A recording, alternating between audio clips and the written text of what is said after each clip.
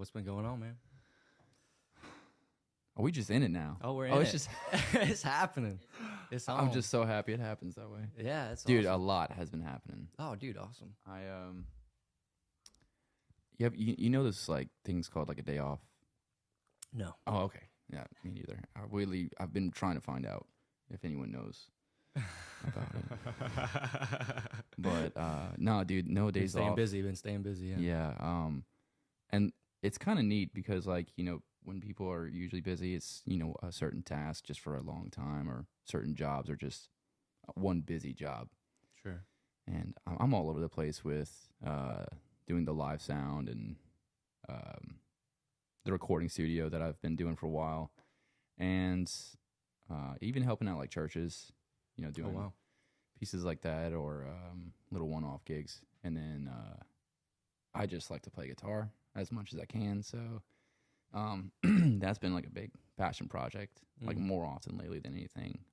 And then yeah, I have bands that I work with, work for, work around, that I'm in, you know, all that jazz. So I'm just trying to work with. Guitar is the passion project, and is sound just kind of helping you get to do what you really want to do, or what really like motivates you to keep busy? Like what do you wish you were doing this whole time? Oh, absolutely. You nailed it. I want to be kind of gigging again, like just playing guitar live all the time, and turn that into, you know, the job again. Yeah. Or any type of job that way this time, because I've been lucky to step into live sound the past like 2 years, where I guess like, well, let me take a step back. Like, I've only done like sound or work for like metal or rock bands around here, and moving straight to like Zydeco or like the culture in this town or in these local towns, Sure. Was such a big lesson of all. And so getting to kind of get into that, or step into that job field with that genre, I got pretty lucky to like just meet everyone around here that. Sure. I guess I lost myself for a second, but like, sure, but like, yeah, I can see how like playing sound, you definitely get to know the local scene. You definitely get to know all the people in it. It's great networking. Yeah, it's great. It's great experience because I mean, man, like I'm sure it helps your producing too. I'm sure because you know I'm not sure how much you knew about EQing and all the production beforehand, but like that's something I'm trying to produce more to do, is to get better at learning all the little fine details of audio. Because I'm just a guitar player, really, but like, you know, the more you do outside of your guitar playing allows you to do what you really want to do and do it better, and you know, do it on a deeper level. Yeah. And so like that's what I've been trying to do lately too, man. It's just but it's awesome, man. I see you know what you're doing, and that's kick ass, bro. You're finding them frequencies like off the bat. I'm like, oh, dude, I wish. I'm like trying to soak it in. I'm like peeking over your shoulder. Yeah, well, I mean, it's frankly, most people don't know is, I mean, that's where I think I was trying to land, is that being more in the public with the, you know, with this scene of music and style, it's really broadened like that lesson a lot more with the mixing that I didn't know with that style or that genre. I've been doing probably studio work for maybe like between 7 to 10 years. I came in, you know, up and down, on and off. Can't really count anymore. And the mixes and the curves that you would usually make are just completely opposite. So it was brand new to me when I started mixing Zydeco or Swamp Pop or just everything new. So it also helped me feel a little more inclined, just because like now I can kind of take both like subjective like obstacles or sounds and just be able to either mesh them together, because I'm noticing that there's a lot more raw tone that people appreciate in, you know, the country styles or the swamp pops or the local styles, when metal is like crash it, like crush it, EQ the crap out of it, make sure it's super clean, super polished, which that takes time and took a lot of effort and whatnot. But now it's like, I mean, just both get applied to each other now, and that's kind of exciting for me, where studio work is actually, you know, kind of helping out with live sound, and then the live sound is just completely shaping everything that I do in the studio lately. Dude, that's really awesome because, like, I know that, you know, the Zydeco sound, it kind of takes time to adjust to it and, like, really acquire a taste for it because, you know, I grew up, you know, in Bro Bridge, you hear Zydeco and it was always around, but I was definitely listening to rock and roll. And so when you hear Zydeco, it's like, what is that? And it's cool. It's cool that you can, like, you've now, like, acquired maybe a taste for it a little bit more. I don't know how much you enjoyed it beforehand, but, like, to implement that taste into whatever you're doing, it kind of signifies, like, the area you're from and, like, the culture you're part of. And I think growing up, growing up I was in Abbeville, so I mean, out in the country, and pretty much just whatever my dad wanted to listen to, which a lot of it was either country or Zydeco or just folk. So most of the time, I think I was that rebellious kid. I was like, I'm going to listen and do everything, you know, you don't like or you don't want to listen to. So I think I just landed on metal, and I mean, I liked the angst and stuff. So I definitely ignored the local culture as, like, compared to what many have been around, like, really connected. So that's why it felt very, going back to when I was saying earlier, it felt really interesting to step into this scene, just after diving into a completely opposite sound after a while, you know? Sure. Kind of just the same way where I would play some metal music, you know, to the Cajuns, and be like, oh, what is this? Like, for a while when I was doing metal and I'd come into this, I'm like, oh boy, okay, I gotta get this right. I gotta, you know, learn my roots, get my embrace, you know, correct and shit for it. Yeah. That's all good. So there's just so many lessons in it all. I mean, and it's just crazy that they're all teaching each other. And I mean, sometimes it can get a little bracky. Well, what's the word? Like, just a little brain racking sometimes, because like, you never know which one is the right choice to make on those things. But beyond that stuff, man, that's what I do every day. So I'm busy. I don't want to talk about it right now. So when you started, did you like intern with any studios or like work with anybody else? Like, how did you kind of get your start learning about mixing and learning about producing? Yeah, well, that was when I was in bands. I just was always the one where I was like, dude, let's go in the studio. And I was the one asking questions, you know, sitting on the side, like breathing over the shoulder, probably annoying the crap out of them. And then it just got to even like better studios and a better studio. And like all of them had rights and wrongs or things I should and shouldn't do. And then once it got to a point where I was like, okay, I want to be the captain this time, or I want to try the captain's chair. He was like, not me, I was kind of like looking for little pieces and little, you know, speakers and interfaces at the time that I can find. And then all of a sudden got to a point where I was working at Wave Theory Studios. Oh yeah, Wave Theory. Really? So they were like building it at the time. So I was kind of like, well, if you're building it, can I build this? You know, like, let me, go there all the time. Let me learn some things, like, just by myself, and maybe I can kind of help, with a few things. And after a while, I think we got some other team members in, and they were well off fantastic. So it was like down to a point where they wanted to establish the company and the business part of it. And so I was still on the learning curve. So I decided to go back into like just investing more and more into my own studio. And then it brought myself to working with someone else that I could probably be best not mentioning. Sure, but you don't have to say any names, no problem. but it was definitely a lesson in itself that I worked for a while. Sure. And then once I stepped out of that, it was kind of like, all right, I have my own stuff. Like, I have more than enough, and so I'm just gonna go for it myself. But I took some education online and stuff, and got licensed and stuff like that. So after a while, I just kind of been floating on my own, asking questions here and there. The people that I work with in live sound, they've they have some cool ideas too. And luckily, I know the jargon, so now it's like, oh, I'll just try that.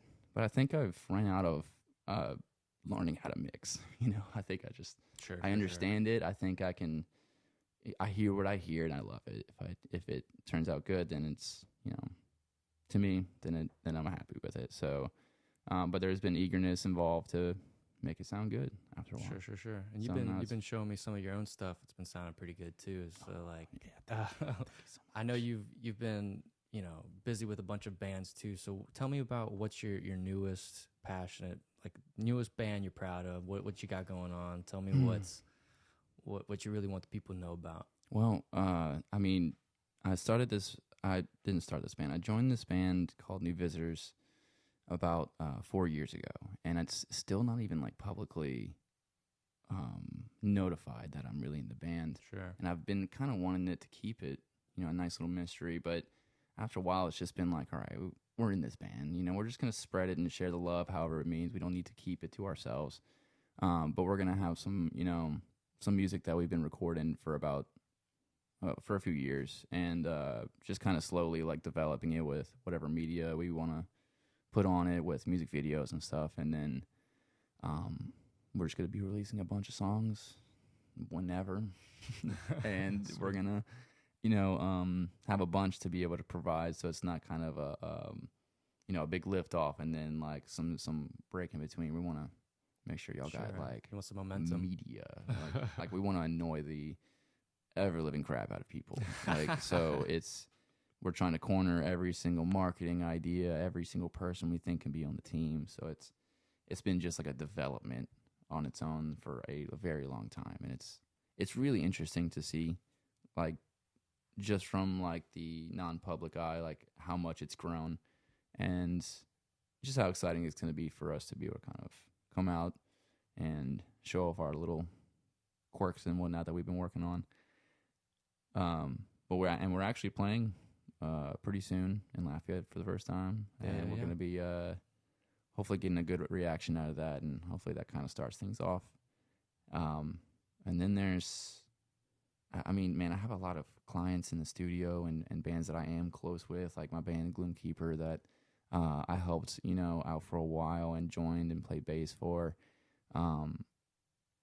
They've been just releasing music left and right, and then we have my bands and my bandmates in Among You.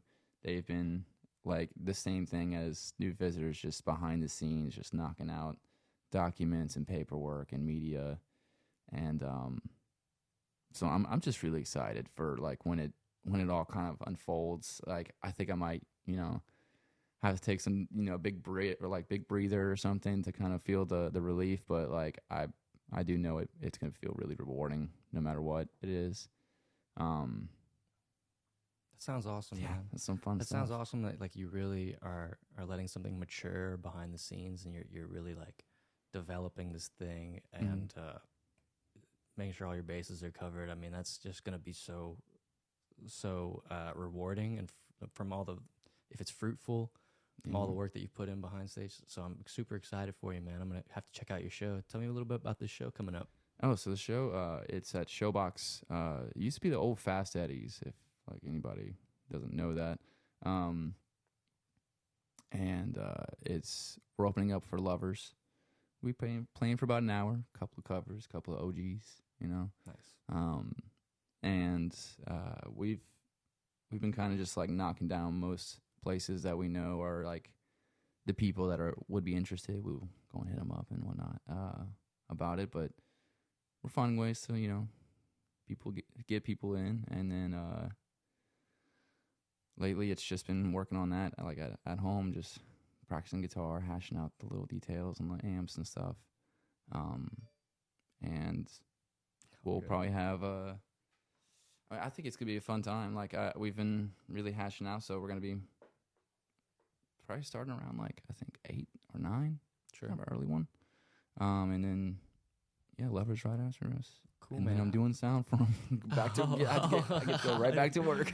Dude, I mean, I'm excited to check y'all out, and I'm excited to go to Showbox. I've never been, and it seems like a pretty pretty cool. Nice venue, man. It Mm-hmm. seems big. It seems like people maybe haven't caught on to it yet, but like I I'm think, like, wow, yeah, that's a hell of a venue I right think there. that's the turning point. It's like it's just gonna lock in one day with everyone around here, and I think it's gonna be great. And just the stuff that like they've opened up with, like the productions, like systems and everything. Where you're gonna have lights, you're gonna have very loud music, and you're gonna feel the subs. So it's, you know, it's definitely going to be a venue that people want to keep an eye on, and hopefully like a touring venue that can kind of allow more touring acts to come in, because Yeah. people be requesting.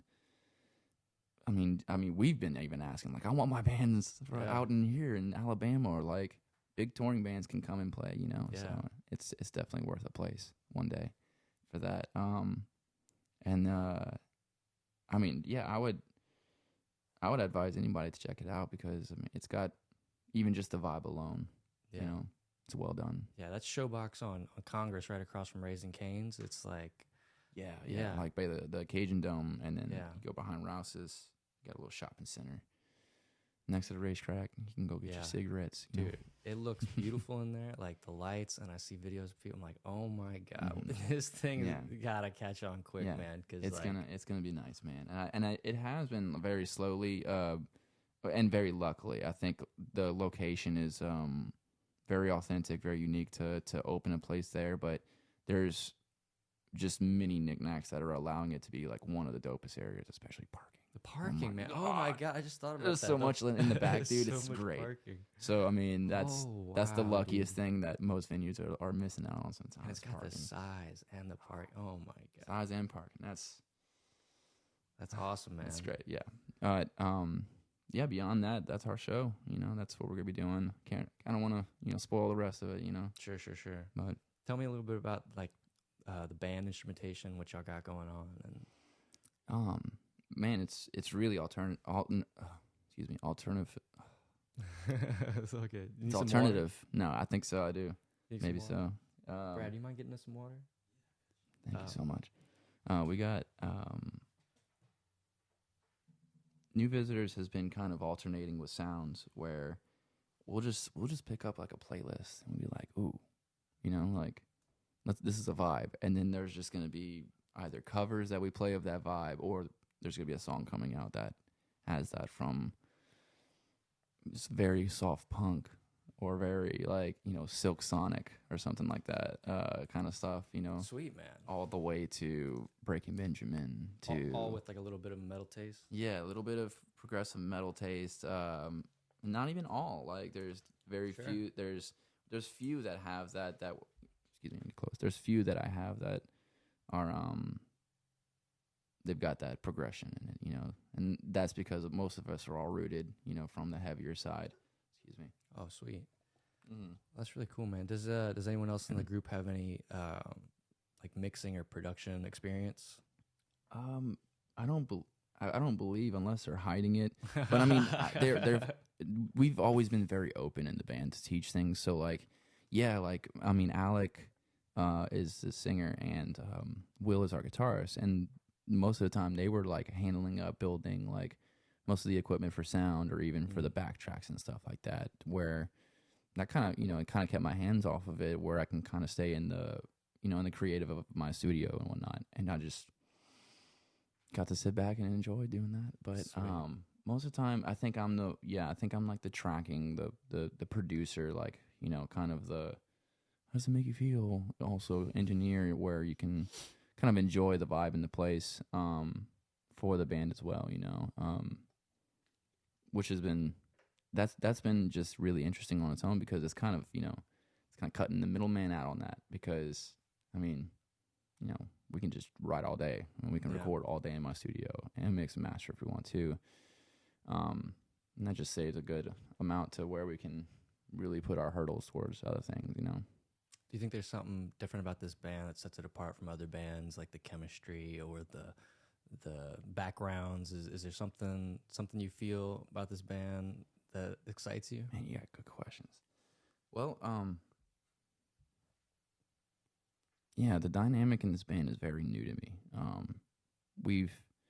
I've definitely been in bands that have had of course, goods and bads and whatnot. And this one just has like loads of good for it that just almost is almost unseen by all of us sometimes. And so we're kind of like picking things apart, wondering if this is beautiful, is this hard, or is this tough? And I've never really tried to pick, my band's brains like that before.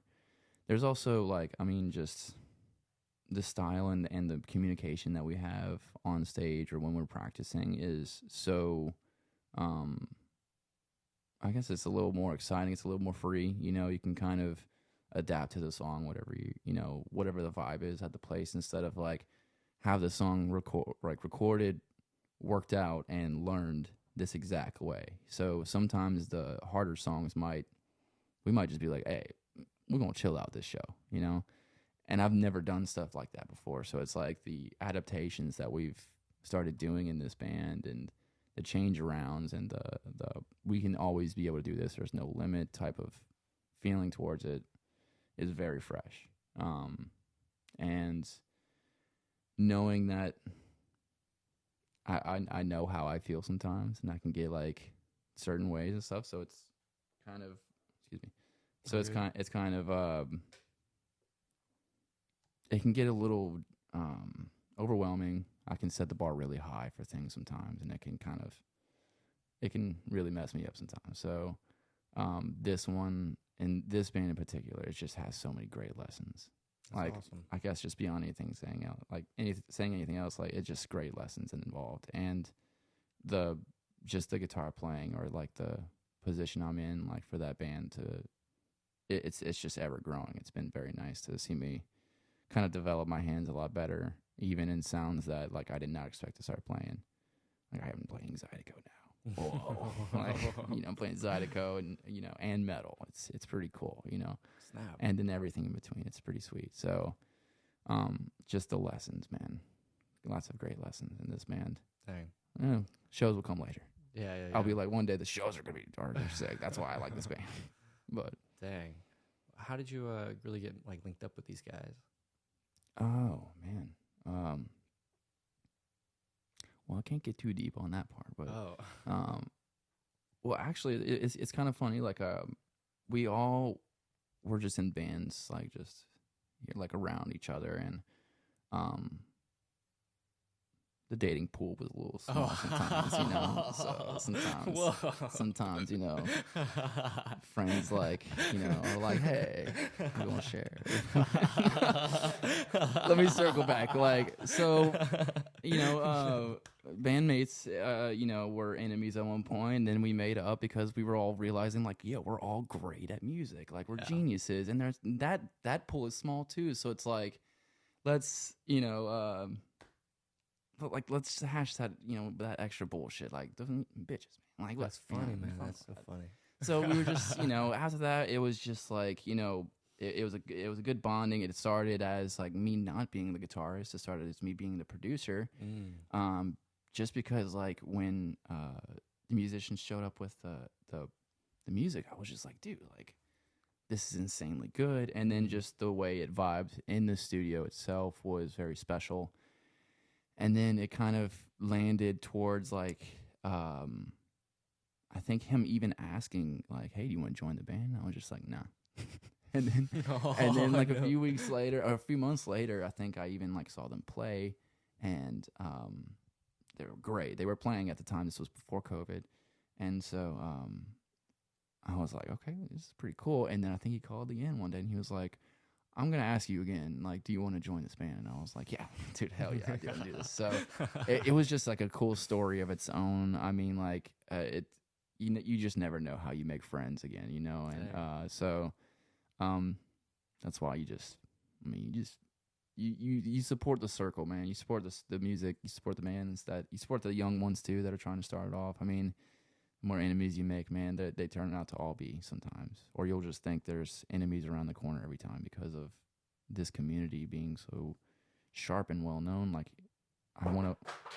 that's all good. I want to make sure that everyone just has a good time, a happy time. Everyone is nice, So yeah.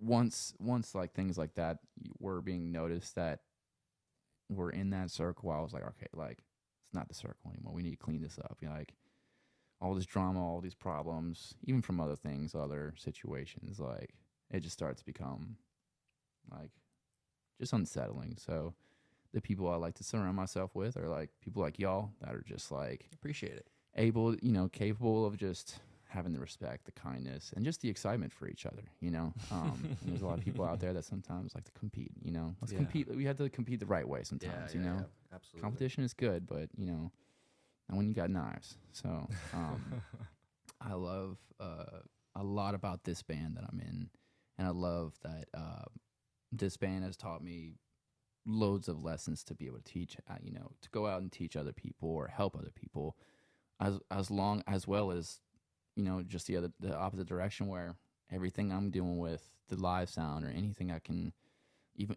take in from today, sure. Like I'm going to the band and I'm like, look guys, this is what we can do too, or like, absolutely. So it's just lessons going out and coming right back in. So that's why I think I'm just so anxious and so excited about this band specifically, and just kind of want to roll with it. That was a lot. Dude, I'm sorry. I know, man. I am super. I can get into it sometimes. That's what we're here for, man. That's great, man. That was so good. Like I'm so excited to see what you got going on, because everything you showed me has been dope, and I'm super stoked on you, man. Thank you, man, so much. But like you though, Pablo, come on, man. Like, first of all, now this is my podcast. All right, welcome to the show. Pablo, you we've only really known each other for so long too, Yeah. I think it was only like a year or so ago, maybe a little longer, that I think I just did sound for you one day, and I think all the homies like we all clicked and we were like, what's up? Like, like, I think we kind of just kicked it for a little while, a few shows, and sure. Well, I mean, can you like? I mean, yeah. Explain to me, like, actually, I want to know from you. Sure.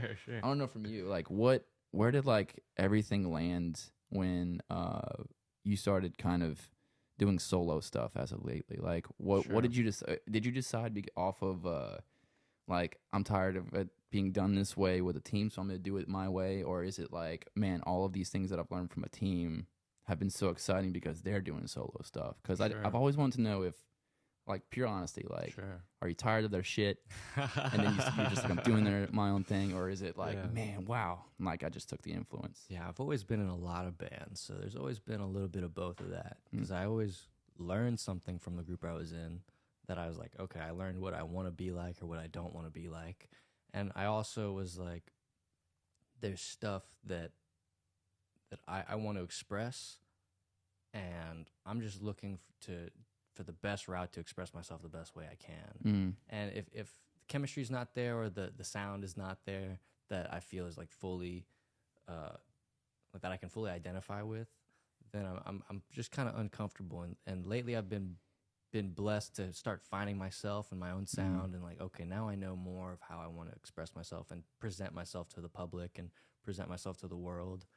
And that's a blessing in and of itself, because you can kind of be a little miserable. You can make yourself miserable if you're not in a group of people that you love, or like in a sound that you love, or a job that you don't love. Right. Yeah.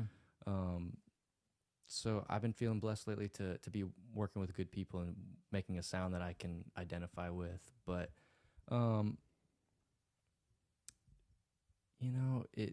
it definitely can wear you down whenever the thing that you love the most is causing you like any dissatisfaction. Like it changes your relationship with music. It changes your relationship with, like, even just listening to other people's music. And it's like, now I only listen to the songs I got to learn. You can start feeling a little jaded, or like, a little uptight on things. And especially it's felt that way before, especially when you have to, like, especially with me, like having to do a different job while watching, the one job I want to do, like other people enjoying it. Sometimes I'm just like, oh gosh. Sure. So sometimes that's like part of the drive. It's like, okay, I need to get myself out there, a lot more. And that related to me with how you were saying, like, how you can kind of identify, like, what your sound is, what you really like.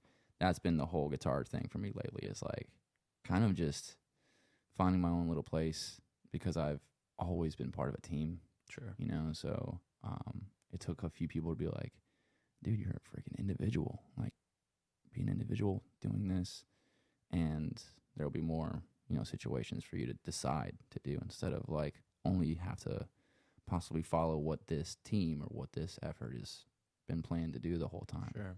So, but that being said, like, I totally made a ton of friends along the way, and I'm still tight with the Hazy Days guys. I don't think the boys. I don't think anything's like, I don't think anything's forever. I don't think anything is like, you know, everything seems very temporary. You know, life itself seems temporary. So, like, what I'm doing in it, I don't think that this seems like it's going to be another chapter in my life, but I don't think that Hazy Days could never do something again, or that, like, I could never produce or make music with anyone else. This is just something I'm excited to be doing next, and I hope, you know, it lasts a long time and I can bear the fruits of the labor. So, oh, you're so beautiful. Oh my gosh, that was great. That was a good one. Dude, no, I feel that, man. What's it called? There were bands that I'm in that even gained traction. It's taking me to some really fun places. I'd probably still hop right back up with them and play if they were like, yeah, we're in, you know, we're doing this or something. And I remember even talking to I won't mention the name, but Sure. talking to a band, and they all left, you know, in one state, and he was like, you know, really bitter and bummed, and I was like, dude, you can make this band last as long as you want. I was like, you can be 6 years old and you can stop right here, and if you want to say you're in the band called Among You, you can have that title, you have that right, you should have that feeling, and it can come back at any moment. I mean, and that's exactly what happened. Apparently, you know, 5 years, took a hiatus, took a little chill, and now he's got a whole group of friends and bands. And a couple band members came back with, you know, probably more better off, cleaned themselves up, or possibly needed the break and stuff. And, you know, he was ready to kind of like let it loose. And I was just like, just leave it. Like, no one's taking your stuff. No one's going to take your music. No one's going to take your name. You know, just leave it alone. But own it. If you are in this band forever, you can keep it if you want. And so that was a good influence one time, because I've been looking back at all the bands that I've been in. It's like, man, no, I'm still in that band, and I'm staying with it forever, you know. So, like, I think it's been really interesting to see all those styles that, you know, have come and gone, and especially with you, like, I've been noticing, like, all of these styles that you step yourself into. They all have given you a good shape, you know, a good, you know, attitude as well too. You know, even just from when I've seen you, you know, I think you have a lot of good, like, stoicism and center, like, vibe to you now. And thank you. Because I remember you were very curious, like, when I first met you, at least with me. I don't know if you just liked me or not, but, like, you were just very curious on things. It was cool. Yeah, I definitely always wanted to learn more about this thing. It never felt like work to learn guitar, or like to learn a song or anything growing up. But I kind of get carried away sometimes. But but no, I mean, I really am blessed to have all these influences around me, like the different styles and Zydeco, and grew up listening to old Southern rock, and all those influences. I try not to push any of them away, or like to put myself in a box. And really, it was because I loved playing guitar. So I was like, I'm just going to do whatever it takes to play guitar as much as possible. Yeah. And so I didn't even expect to take the Zydeco gig. I didn't expect to make a little punk band, or to make a 90s cover band or whatever. Yeah. Like, I didn't expect any of that, really. I was just like, I want to get on stage and play this guitar through loudspeakers, and like, yeah, that's all that mattered. And so, I love that. And that being said, is like, dude, I loved playing with Horace Strong and Buckwheat Zydeco. Like, I would definitely play for those guys again one day. And I told him, man, if you ever need a guitar player and I'm open, I'm playing. Yeah. Like, Dude, I feel like such a dick, man. So get this, like Horace is. I love him. He's amazing, right? I did not know he was originally Big Butt Women song. Yeah. I had no idea. Oh. And I'm sitting here like, throw your faders. I'm doing a job for him, like not just knowing the legacies around me sometimes. Like I didn't know like Wayne Tubes' music, or I didn't know Wayne Tubes had these songs and stuff like that. Like that's how like when we were coming back from before, like with I'm come from metal. I didn't know shit about the culture. I didn't know, and I didn't know he was like right here in town, you know. So either, Horace and he's out in Kaplan. What's his name? Corey Lede. Corey's out there too. Yeah, but she don't know she's beautiful. Who's that, man? Oh my God, Kershaw, Sammy Kershaw. You know, like I didn't know about these people all around these places. So it's like, it was interesting to be like kind of surprised, like, but I felt awful because I'm like, hey man, like that's what it was. I think I don't know if Horace heard, but I think I asked one of the band members, I'm like, yo, like, who's originally that, by the way? And they're like, it's Horace, bro. And I'm like, oh crap, I didn't know that. 'Cause, I mean, like, funny. You know, fortunately, and for that song's played by a lot of Cajun bands and stuff. So I'm like, you know, I didn't know it was you. Like, so I felt bad when it was, funny, when I found that out recently. It was really cool though. At the same time, they're such great people, man. Like they couldn't hate anybody, man. They're such good people. And like honestly, I grew up in a super Zydeco heavy place, and I still didn't appreciate it until I was 19 and took the gigs. Like I took the gig before I appreciated it. Really, it was like an acquired taste. Like I had to acquire that taste, but I was just eager to get better. I think that was really the thing. So I took lessons with Lil Buck Senegal, and I was just trying to get better at blues guitar. And then it led to the Buckwheat Zydeco gig, and I was like, well, I really want to get. I would really like to play on stage and get better at playing live, and then I fell in love with it, man. I was not expecting that at all. That is right now like my only brain racking goal is like I just want to kind of start stepping into any position I need to play. I've even just been asking people like, hey, this style I'm really wanting to learn. Like throw me in if you can, you know. So there's been some fun little moments that I can just like walk up and play and stuff with some people, and just to kind of feel it out, or just give myself a little quick lesson to bring home, you know. But man, like the guitar has been the first thing that I've ever fallen in love with, and I just, you know, to have gotten this far with it and to want to go farther with it is like, it's always been so. It has been work for me, but I like to work, so it's like, you know, it's just I love the guitar so much that I want to work the shit out of it. I also want to know everything about it. I want to know the woodworks. I want to know how to fix it and like, you know, make a pickup one day and stuff like that. So it's not even just the playing, like, so I have to make room for all of that when I'm trying to want to like hash something out or learn something.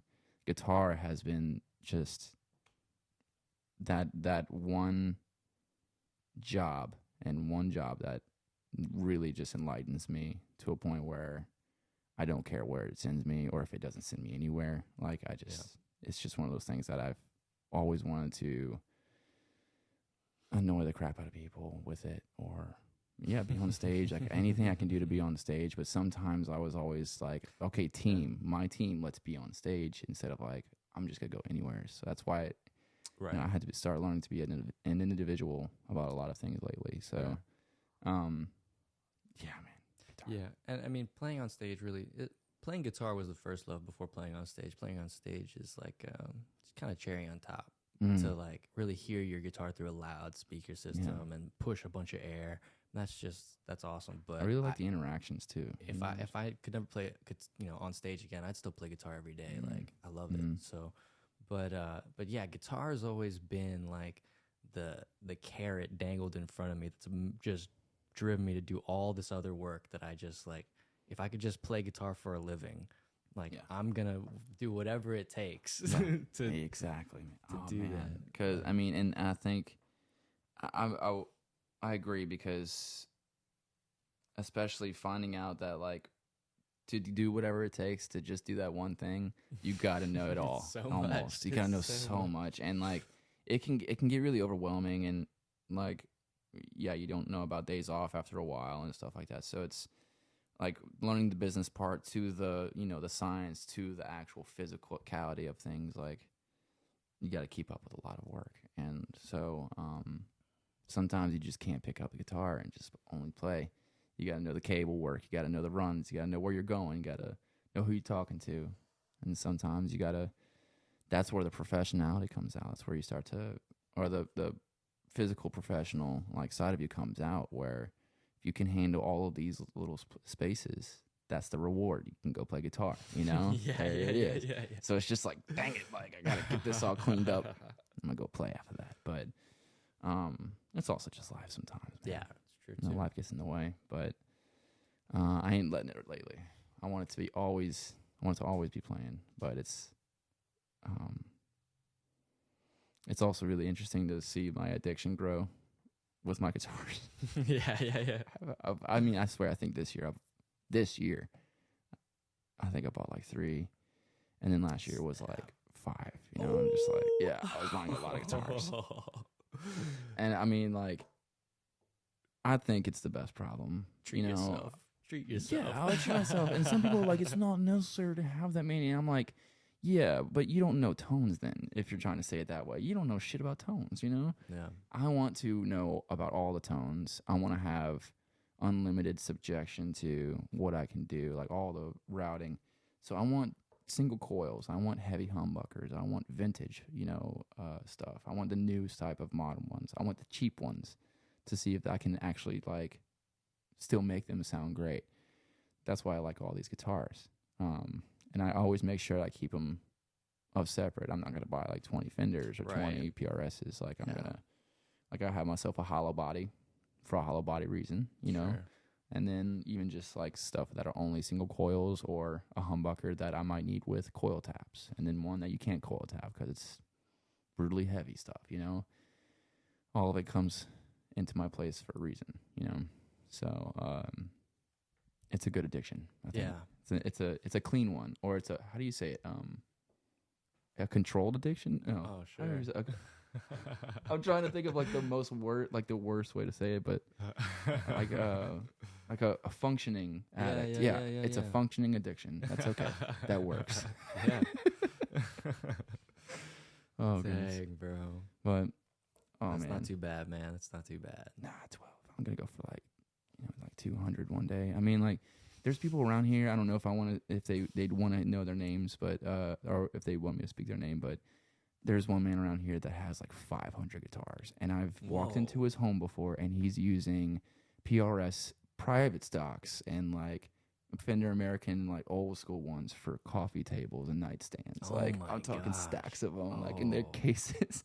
And he's like, yeah, you can try this one out. Boom, and like sliding them out, and all the stuff's in the cup. The cups are like falling down, like steadying. And it's just, I mean, it's really funny because like, he's like, yeah, no, there was one day where I just really wanted to start buying them, but they're gonna start, collecting their value, and then I'm gonna retire really, really well. And I was like, yeah, I'm gonna be in debt pretty soon because I'm coming for these, So it's and they were all beautiful. Like, he let me borrow a few before for a music video. Dang. I remember, oh my god, dude, this guy, he didn't give a shit. And that was the funny thing, is like, I was out in the woods with a PRS, right? We were recording and whatnot, doing music video, and we didn't realize how muddy it would get. So I mean, I am cradling this PRS and whatnot. Nothing happened. It's all good. So he goes home to him. I was like, I had to clean a little bit of mud off of the case and whatnot. He was like, oh, okay. He was like, whoa, thanks for taking care of it. That was a private stock. And I was like, you had me rock. I'm headbanging in the music video. I'm like going crazy. I'm spinning with this thing. I'm like, you said I can like go hard with this, but like, this is a private stock. He was like, yeah, it was like 19,000. I'm like, I was like, you're letting me rock out with this stuff in the mud, like in the woods. He was like, yeah. Was it fun? I was like, yeah, it was fun. Straight up, like, expensive shit. Like, but he had hundreds of them. Like, he was like, I don't care if you break it. Nuts, I mean, man. probably wouldn't even probably even wouldn't even charge me if I broke it or anything. Like that's how cool this guy was too. But like, so many guitars, so many expensive ones in the woods. Oh, that's so cool, man! It was a cool story though. You could really supply a couple music videos. With Yeah. that. Oh man, I've asked him even times before because I mean he sells them on the random. Like I'll call him and be like, hey, you got this, and he'd be like, nah, or yeah, I got but I got this one. You want to check it out? I'll sell it to you for cheap, you know. Yeah. And I'll go pick it up sometimes. Or there's been times where I've even been like, dude, I didn't like this guitar. I don't really want it. And he was like, hey, here's the money back. And I was like, oh, you're so nice. I'll be back for you soon. Like. So, but it's even things like that with him. He was really cool. But beyond that, yeah, that was always a funny story for me. Just to tell people like he used very expensive stuff for nightstands. That's my goal. To have instruments where it's like, I mean, you have like your pedals and stuff over your sink in the kitchen. Like I want to live like that, where I just can't put anything anywhere. To where now it's my home, you know. Yeah. They were playing that was another one. His daughter was playing fort with she was making fortresses of these guitars and stuff, like houses and stuff. Just using instruments and whatnot. It was great. Holy and so that was a great story for that. But. Dang, man. Well, that makes me seem like I can get a couple more. Yeah. I won't feel so bad, bro. A couple more, yeah. Dang. A few more guitars, and then maybe I'll take a break for a week and then get back on it. More guitars. Awesome, man. Yeah, I'm liking this.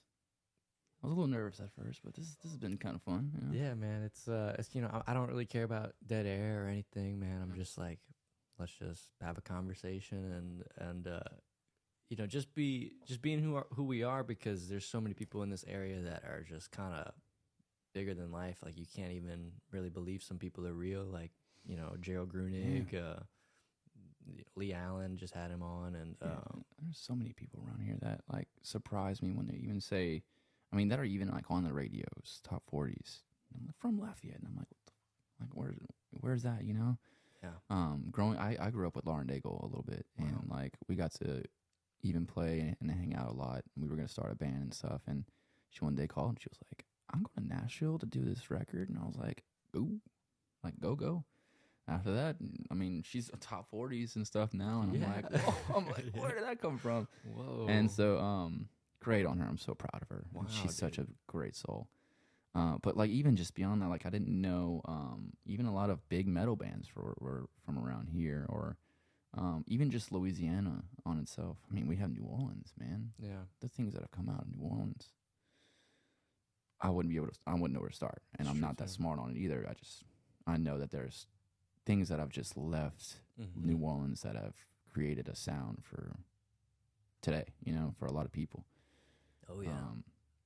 But, I mean, I definitely want to check out, like, Nashville and stuff one day, the artists around there, and even just, like, the companies that are allowing. But, Lafayette, the people here that I'm still realizing are, like, big dogs, you know? Like, it's kind of cool. I mean, every night I'm working for a Grammy-nominated winner or Hall of Famer, you know?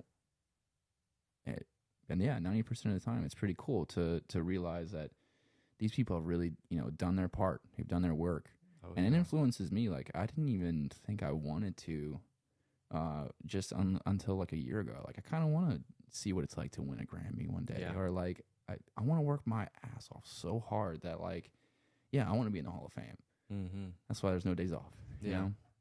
Only music. So I want acknowledgement in certain ways, but not even like I'm desiring it so bad because I want to be famous. It's like, wow, like these people have really put in the work, and like what a well done title, for them that they deserve, and I get to work for them. That's cool. So full circle is what I like to see. Yeah, man, I definitely want to. I don't know how long we'll be remembered, but I want to be remembered for my hard work, or like I would hate to think that like the work I did was not to my fullest potential, or like, and like that sounds so cheesy. That sounds so like what you tell a little kid. Like, hey, songs last forever though. That's the best part. Yeah, great songs last even more. I mean, it's kind of, that's been kind of our motto lately. Is like great songs last forever. Yeah. what really can last forever? Even people that leave behind some legacies or stuff, like sometimes they'll break down or sometimes they'll stop, you know? Either whether it's, you know, a company just handed to them in a building, you know? Building will come down one day. Yeah. The song, I mean, you either lose the song in midair if we lose the internet or CDs, but that's out there forever. Yeah. A song, a great song, you know? Yeah. I want people to remember that about everyone. Yeah. I like, dude, the stuff that I haven't gotten to hear from you yet, but just like the, you know, the little clips of pieces that I have gotten to hear is like, it's gonna be impressive to people one day, and people can remember it. You're gonna be remembered, bro. Like, oh man, you know, I mean, I don't want to die young though, for sure. Like, I definitely. Unfortunate. I really feel like I can still say I've worked my ass off, you know, like no one would not acknowledge that, but I want my ass to be like, to the ground, like, until I can't walk anymore, I want to be working, you know. Yeah. And what's so funny is I'm already having trouble walking. I got this new like condition called plantar fasciitis, whatever you say. Oh, snap! It hurts, bro. Damn. It like shocks your feet. So like. Whatever. Bitches ain't shit. We go to work. Get to work. You know? It's crazy, man. So, it's just really crazy to even like look at it in a family, like looking at my family, like what I've gone through and what I've sacrificed and the amount of balls I had to take certain risks or, you know, take certain fails, you know, now it's worth it. I've kind of still been enjoying messing up a little bit, making fails, or, you know, just learning lessons, you know, like I said before, like I really enjoy learning the lessons from all of this. So it's like, I kind of lost where I was kind of heading with this, but that's a cool point. It makes me think of like when I was in school, I wasn't exactly like the smartest kid in school. Like I didn't get the best grades or like whatever, but like I also never cared about making those mistakes. And so it seems like lately I've just been like, you know, if anyone looks at me and thinks of any sort of success, it's like really it's just like having no fear to make a bunch of mistakes, like very quickly. Just work. It's just like just make the mistakes, like just do it. Cause like I procrastinate the hardest whenever I think something has to be perfect, or like I procrastinate the hardest whenever I think like this, the level that is expected of me is too high, and so I just have to I have to accept that I'm gonna make the mistakes and then try and learn from them and try and not make them again. And like I've been wanting to explain that to people exactly that way. I'm gonna take this clip and I'm just gonna be like, listen to this. Like that's how I've been feeling a lot lately. Is like I've always been enjoying I've been looking for my next failure sometimes. Like, dude, I need to figure out what my next problem is gonna be. Because I'll fix it way faster than anybody probably. Because I'm just so determined. I'm not gonna be like, well, there's the problem. Yeah. You know, I'm gonna be like, there's the problem. No, get out of here. No problem, no more. I like deal with my shit. You know. Yeah.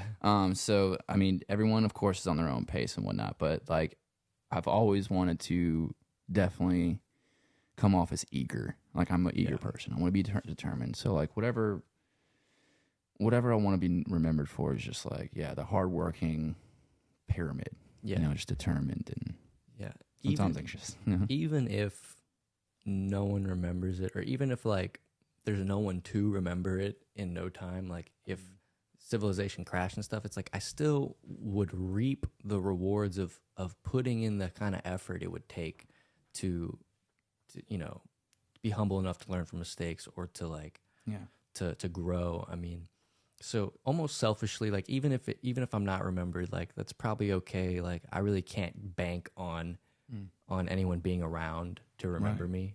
But I know like while I'm alive that there's so much less friction in your life whenever you are honest about your mistakes, and like you don't keep staring at them, and you don't keep like banging your head. Pass it up. Just keep going. Just keep going. Like, what are you gonna do? Give up? Like, what are you gonna do? Stop. and I've seen people sometimes stop or even pause. Like that's okay. Like you know, like I'm tired lately, man. Dude, I'm so tired to where like I've almost hit the quit button, and I don't want to do that because one, I have promises to people that have passed, you know, and even just promises to myself, and even just I have to prove some people wrong sometimes. You know, I have like that side. I'm competitive, or like I just grew up sometimes like the tough love, so I got to just drive through, you know. But oh crap, you got to bring me back. Where was I on this? Not gonna give up. No, you almost hit the button. I almost hit the button, and and dude, honestly, it's almost really hard to know that like the show must go on. So sometimes you don't want to miss out on the shows, but these shows are every weekend for even my job or just the job itself. It's just ever going. I don't want to like burn out and like, you know, hit that button. So like the hardest thing lately is to find like almost sabbatical time, like time off. And sometimes you need to break it like into a big one, because I've noticed that, yeah, I have time off from maybe this job and whatnot. And they think that like when I'm away from there, that I'm just sleeping and I'm chilling. Oh, dude, I'm working with the other one possibly. Right, so there's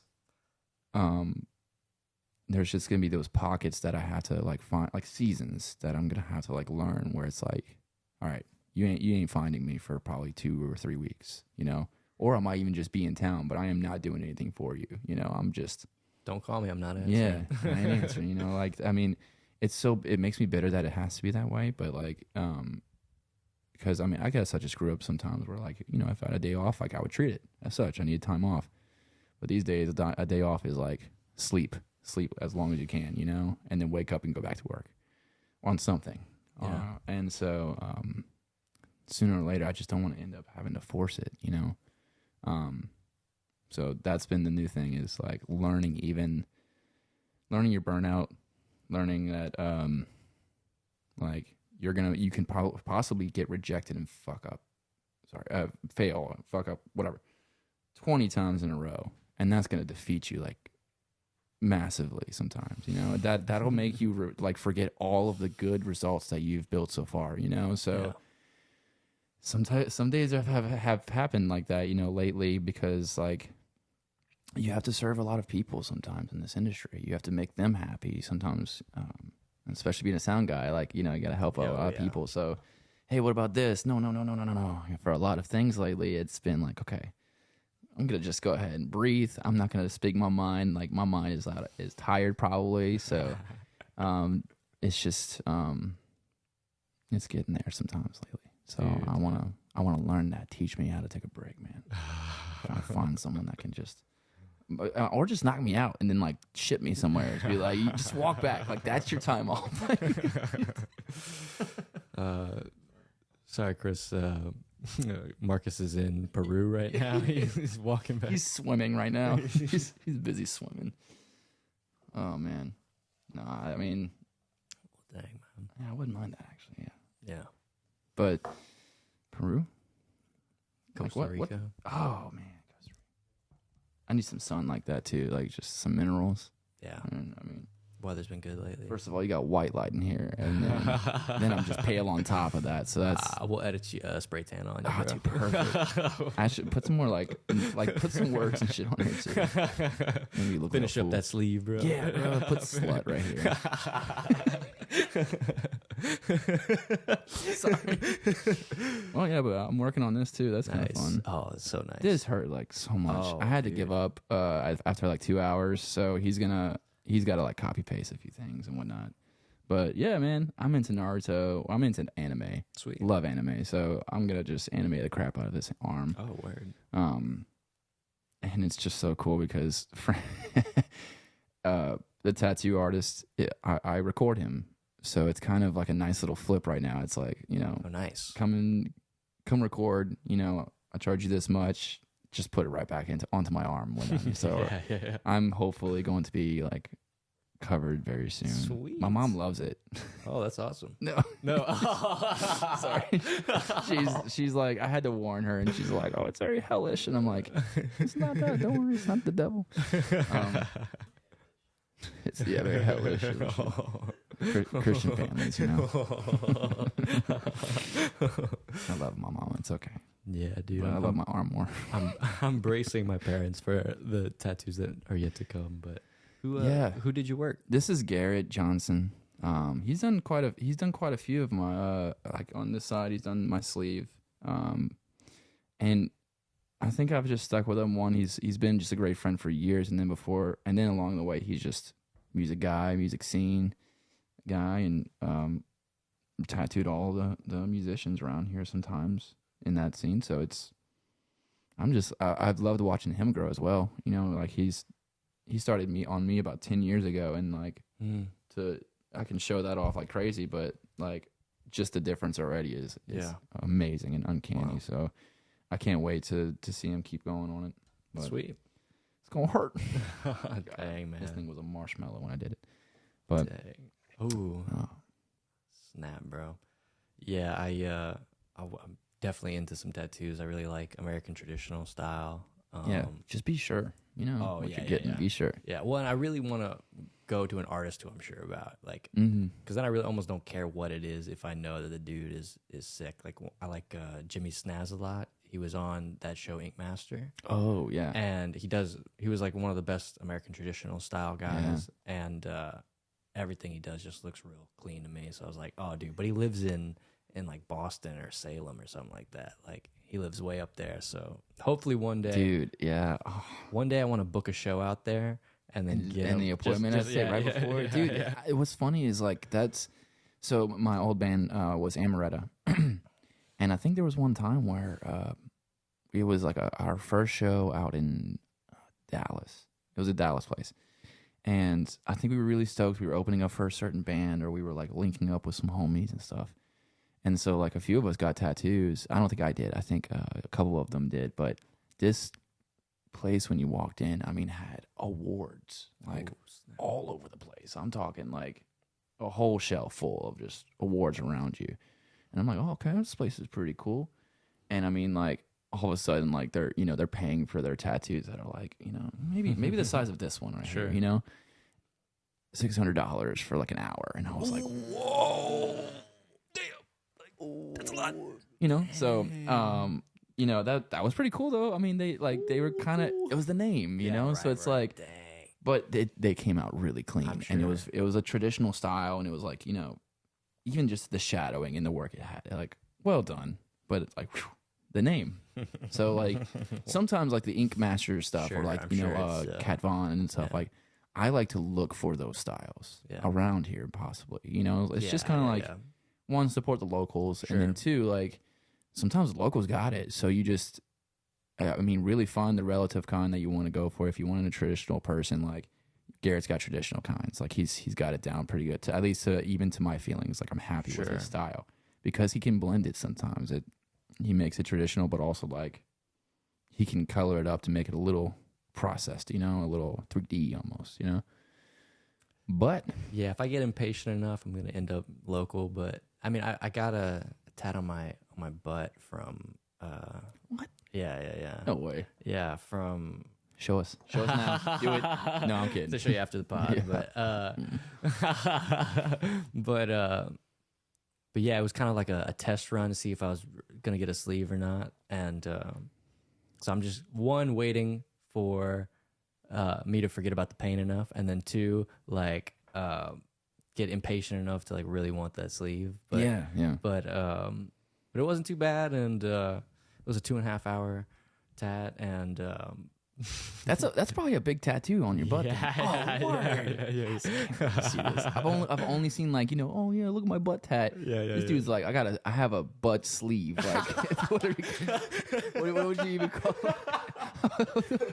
Got myself a whole butt sleeve.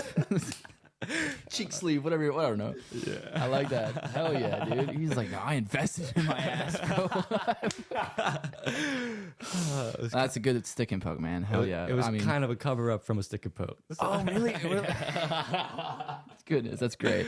Yeah, no, I mean, I've most of the time seen people like use like their butts for like birthmarks, or like they'll find like little things to like tattoo on them.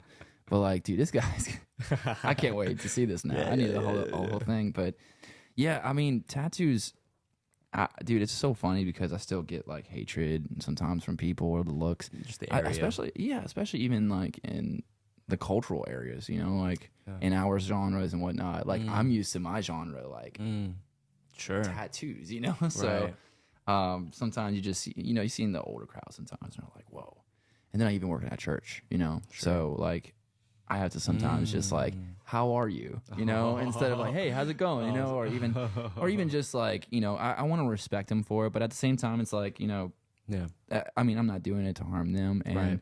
I think like there was one time I had to explain, to someone where they were like, "What's the mask? It looks really devilish, and you're working at church." I'm like, "Well, it's in the Asian culture, it's equivalent to a dream catcher." And they were like, "Oh, wow!" And I was like, "Look how easy it is, like to get people to be like, fascinating, So I've never been so worried. Sometimes I was worried sometimes, but I mean, I don't get too worried about it, especially at places like that. So I'm ready to just sleeve up, make my mom really proud.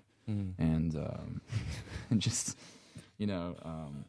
keep playing music and hanging out with loads of bitches and stuff. Yeah. I'm not doing that, Mom. I promise. I'm celibate. I promise. I've never been with a woman before, but a man. Kidding. I need to chill out. People are gonna believe that shit.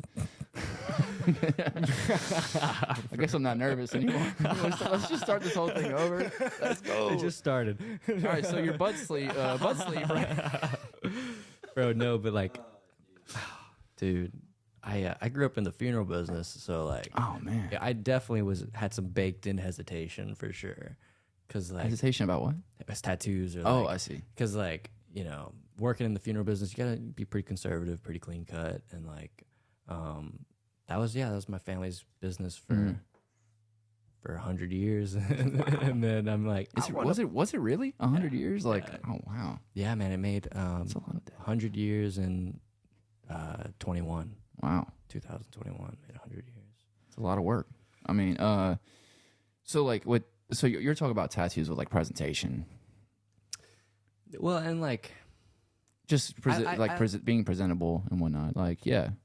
I mean, I get that very much. It's you can lose a lot of opportunities with tattoos, for sure. Unfortunately, some people don't give a fuck like me. I mean, if you just don't like me or if you don't want me, that's okay. I'll move on. Find someone that does. But presentation can go a long way. Sometimes supportive presentation, with tattoos is still even cooler because like there's some people that I've preferred to talk to or go to at a car shop or even at places that have tattoos, but they're clean as fuck.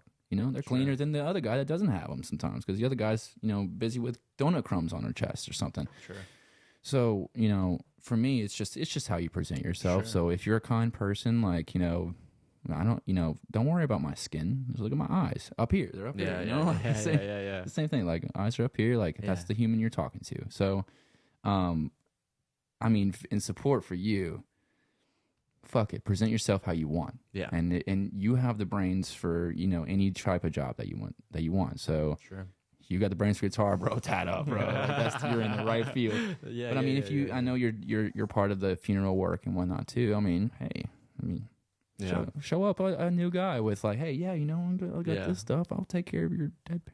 Yeah, no, and really today, I mean, I need to be smarter about what I'm saying. I get a little dark sometimes. but today they have directors with tattoos. It's really not that bad. It's just like what my dad instilled in me growing up, and like, but lately I'm like, you know what? I'm an artist. Like, I think the world today allows me to work for myself and like to express myself however I want. So I definitely feel like I'm gonna get the sleeves for sure. Yeah, gonna have to one day. Oh yeah. I mean, dude, I want to be covered, like, but.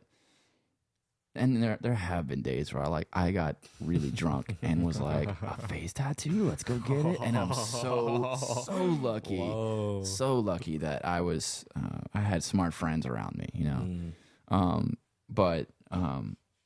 luckily, one day I want to be completely covered, and I don't care. I'll be a lawyer, I'll be a judge, I'll be a fucking doctor if I want to one day. Sure. Show up with tattoos. Yeah. Cool. I'm gonna take care of whatever you need. Yeah. I'm just more freed up on that. I'm not a tight ass. I'm not jaded or think there has to be a rule to it. Like definitely I love people that express themselves. Yeah. I love people that express themselves. Like if you look the most different in the room, I'm probably gonna like you. The most. Just because you already have a story and you already have like a reason behind wanting to be that expressive, Sure. fuck being normal. Yeah. Body's in temple, and temples are painted beautifully, man. So I'm going to paint my temple. Yeah, dude. I just respect the art so much. Thank you. Yeah. Thank you. That. Oh, I thought you were saying mine. Well, yours too, man. Thank you for for liking mine. But yes, I agree. Respecting the art is a big deal, and I mean, you never know what people do it for, especially with tattoos. Some people are in pain. Sure. Like I got this one because I was a little heartbroken, you know. Yeah. But like the other days, I'm like, well, no, I want to reward myself and get some more and stuff. Some people are like, no, I'm doing this for, you know, I want my life to change. I don't feel good in my own body. I want my skin to change, you know. Or other people are like, I had $200, you know, and I just wanted a tattoo, you know. Yeah. Look, it says no regrets, and so it's all different reasons. It's expressive though. I love it, you know. So just all fun ways to do it. Yeah, and really depending where you are, I mean, face tat wouldn't even be that taboo. I mean, you know, I'm sure Los Angeles or even Austin. God, Austin, you see so many tattoos. Dude, you see so many face tattoos in LA.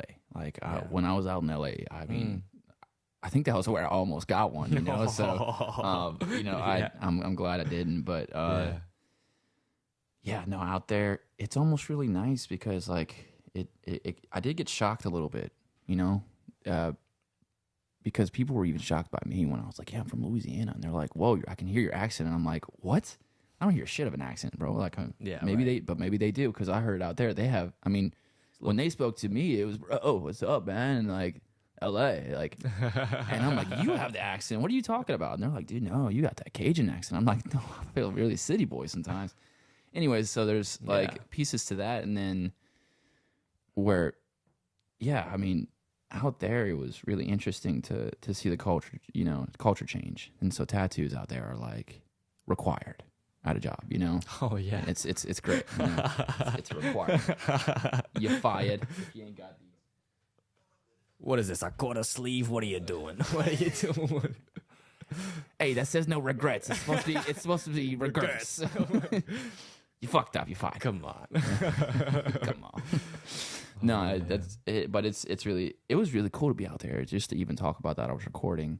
That's where I made some really cool relationships with like kind of some big, and not like cool relationships, like made buddies with like 30 Seconds to Mars. Like I got to hang out with the bass player for a little bit. Yeah, he was cool. You know, awesome. Ezra, I think that was his name, still in the band, but cool as fuck, dude. You know, you wouldn't even think about that stuff out there because they're all there. You know, like A&R reps, and I mean, in my scene, We Came as Romans, and there's Motionless and White, and we're all just hanging out with them. You know, Silent Planet and all that stuff. Yeah, you know about these. Yeah, so it's like it was so normal out there. Like we went to the first emo night ever. Like when an emo night started to happen, like. We were out there. We got guest listed by the 1975's hairdresser. Like random ass people like that, you know. And he was like a bar manager over there too. So, you know, led us into emo night, and it's just all A&R reps. It's all these bands just hanging out, listening to like their other bands that you know that they used to grow up listening to, or like their songs would be coming on. They're like, yeah, you know, Red Jumpsuit was hanging out in there, I think, you know, like fucking random shit like that.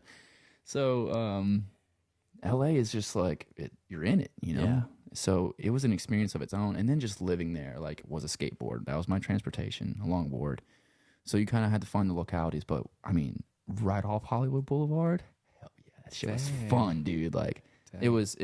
I don't remember. It was like Melrose, Hollywood Boulevard, and then what's that other strip? Sunset Boulevard. Yeah, man, I got some cool shit down there. Dang. Yeah, and it was really nice. They actually had a place called. It might be wrong. It's either the 504 or the 337, but it was a Louisiana themed bar. Oh, and wow. You go in there, and everybody's Louisiana. Like, they're like, oh, yeah, I'm from Louisiana. No, whatnot. I'm kind of homesick right now. I'm like, me too. Like, everybody's all in there. Bro. It was cool. So, LA was just like, you just don't, you've never been there. I'm sure. I've never been. Dude, try and go one day. Oh, man. It's expensive to live out there, but it's going to be worth the experience, you know? So but you know, but it's just great because what I also love is that LA would come down here and they'd be like, whoa, this place is insane, you know, like Louisiana to them would be interesting. So sure. I guess that's why I'm always proud of Louisiana a little bit, because like we do have our own little hub of attitude, behavior, style, sound, like all of it, you know. We have food and hospitality, and not as many tattoos, which is not okay. But overall, like, I mean, we've got a good, unique thing down here. Absolutely. And so that's why it's always been so hard for me to feel like I should leave. And yeah. Like, there's so much adventure, but like, man, like, how lucky am I to be living around here? Like, especially, I think, personally, Lafayette is the one. Like, like, Louisiana is, like, to me, Lafayette. Yeah. Everybody would disagree. New Orleans or Baton Rouge, but there's just always something stinky or something a little dangerous in certain other places. Sure. And then, or something is just too boring, or something is not enough. Like, over here, we really, really keep it, like, we keep it real. We keep it eventful. Yeah. We keep it fun. Like, a restaurant and alcohol city. Like, yeah. Wow. Yeah, and I feel like that's a very Lafayette opinion too, is like, but we have a lot of pride in it because it's special, man. It's kind of a hidden gem, and parts of us wish it catches on and parts of us wish it stays hidden forever. But like, as a musician, it'd be pretty cool if it could support us a little bit better. But you know, it's gonna get there, and it's already changing a little bit, but it's like raising a family here or like just living here, it's definitely a gem, man. Yeah. I mean, I didn't, and I sometimes feel bad that I'm just starting to realize that, like, a little more later on in my adult life. Like, at first I was like, screw this place, but it was also because I didn't really know the place, I didn't know the people. Yeah. Maybe I didn't, like, step into the right groups at first, and I think that's what sometimes some people have, is like they just step into the wrong groups, which every place, every area, every home or city has the wrong circles, Once you found like the big circle around here, the good circle, it's just so worth it, and I feel like I'm in the good circle, But there's some people that are out there that are like, yeah, fuck Lafayette. I'm like, why? Yeah. They're like, because this person did this to me. And I'm like, yeah. Okay. That person could do that to you in a different state too. So like, yeah. But I mean, there's just, I think it's beautiful around here compared to any other city around here. I think we got it. We got the culture down. We got respect. No regrets. That's why I'm excited to see Showbox hopefully be a new spot for us, and agreed. We can maybe make something happen, for real. Agreed. Because I mean, I think what's so hard about touring acts is like, well, we do kind of do it differently around here. Like, we provide different things. We want things done certain ways, I think. So sometimes it's been a little hard for the out of town or out of state or like the big touring acts to kind of accept it or sometimes like work with it. So that's why we only sometimes have the big professionals at like Cajun Dome and stuff. Or like sometimes at like festivals and stuff. But the venues, like the equipment and like the setups that we are starting to provide, like the semi-professional touring acts or the touring acts that really need a good breakthrough type of place to feel good about, we've got them. So like, how do we get them here? How do we get them interested? And we've always been trying, like I've been in part of the meetings. I've listened over the meetings, and it's just always like, what can we do? And there's always something ever growing that needs to be done, but it's close, man. I'm feeling it. Yeah. It seems a little weird. Almost like people might be like desensitized to the music around here just because there's maybe so much of it, or I really don't know what's up, because like, I've heard other artists express how Lafayette, like maybe no one showed up to their show, like a bigger act, like didn't sell the tickets that they thought they would sell in Lafayette, but sell in other cities, and it's like I just don't know, like we just have a there's ratio algorithms and stuff where it's like, whatever effort is returned or is put in is going to be returned, So, I mean, sometimes you can notice there's people that may not promote, or sometimes they only play Lafayette. So it's the saturation market, can happen. And some people can just be like tired of music for a little bit. I mean, there were moments where like, I remember my mom being like, man, I need a little bit of break. I've been going to all these events every weekend and whatnot, and they just keep on coming. And I'm like, yeah, I get that. So, there's people that just sometimes go through it and then, take a little break and come back. But overall, I mean, saturation can become a thing. I'm not going to call out or say that it's going to happen, but it's been happening. But it happens everywhere, in all styles, especially when you're eager and you want to keep playing and you want to play for your people, but after a while, your people will get tired and they'll move on.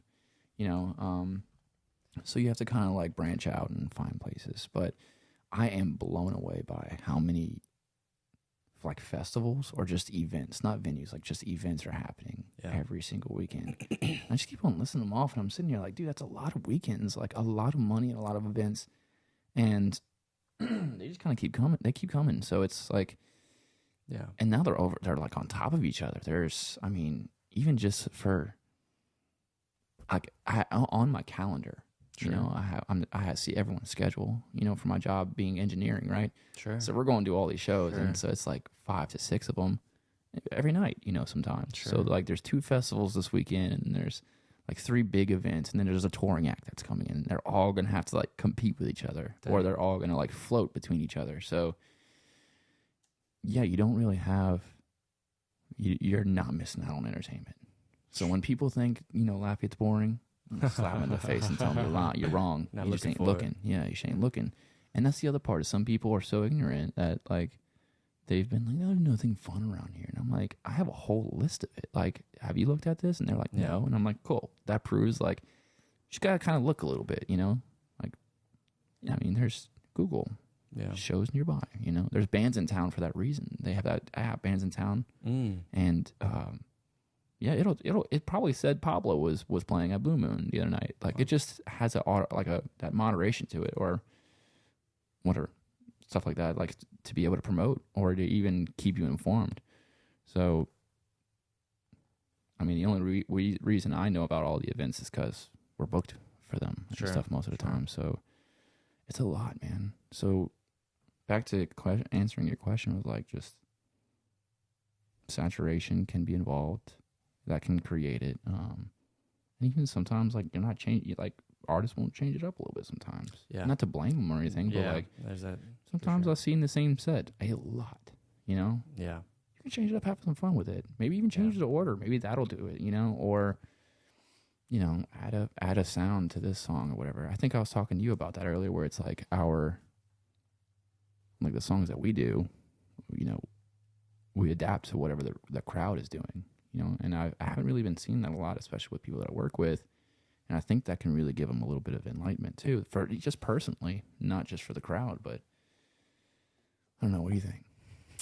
Yeah, I think it's definitely good to keep it fresh a little bit. I'd hate to play the same exact set over and over again. But it's like a lot of people around here, it's like if it's not Zydeco and they can't dance to it, like that is kind of an issue. It's kind of an issue, too. Yeah. It's like, even the Zydeco bands, like they're really serving the dancers. Like they, like Horace would tell me all the time. Like he's like, you know, I've got some originals that people may or may not dance to, but I've got like this sure set list of songs that like they're for sure gonna dance to. And like people, I've come up to the bandstand and been like, hey, like none of this slow stuff. Like we want it fast. Like let's go. Like. And so it's just funny to see, like, even some of the more established acts are, like, kind of being influenced by their audience as to, like, what they're playing. Yeah. But that's different, too, than, like, some other rock band that plays the same exact set. Yeah. You know, that's... It's such a hard debate because, like, as of recently, I heard someone say it, and they said the first listener is the player. Sure. So it's like... That's a good saying. I love that so much because, like, most of the time when people are talking like, well, we should play like this because they're gonna like it. Right. Like, I'm like, I don't give a shit. Like I'm not, you know. I want to love it because if they see that I love something, most of the time I'll get a good interaction. Sure. You'll have a few people that are like, nah, I didn't feel the vibe of this, but like I've had people that are not into metal come and see me play metal. They don't like it, they don't, you know, or whatever, they don't know it, but they see that I'm like really into it, and all the time there's still a type of compliment that can reach a certain position to where still a good time, still a good result.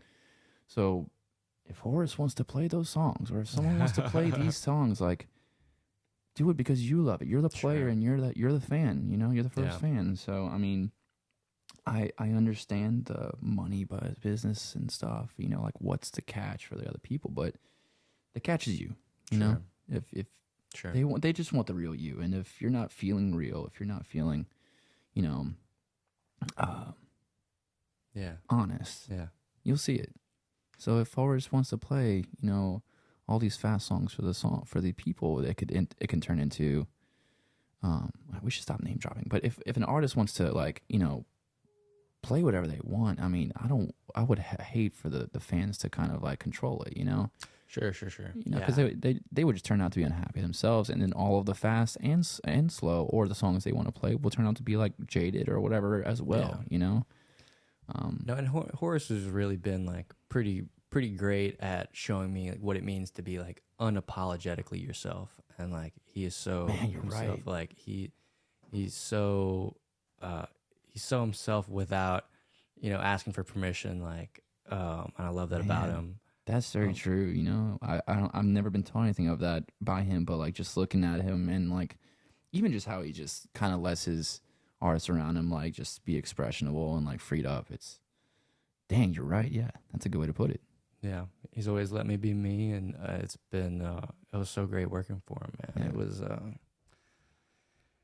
It was great, and he's got such a good look on life, and he's got family and his chickens and bro, he's got chickens. I've heard. I keep bringing up his chickens, but like I love going to Horace's house because like it's beautiful land, and man, dude, I wouldn't mind if like. Even if I got myself in a good position, even make money or whatever, like, dude, just give me a nice double wide on some land, I would have way more fun with that, Dude. So much fun. Maybe start a little commune. Yeah. Little tiny homes around me and stuff like that. Hit me up, bro. Yeah, bro, let's go. I'd love the little garden, bro. Yeah, a little garden, like it's trading services and shit.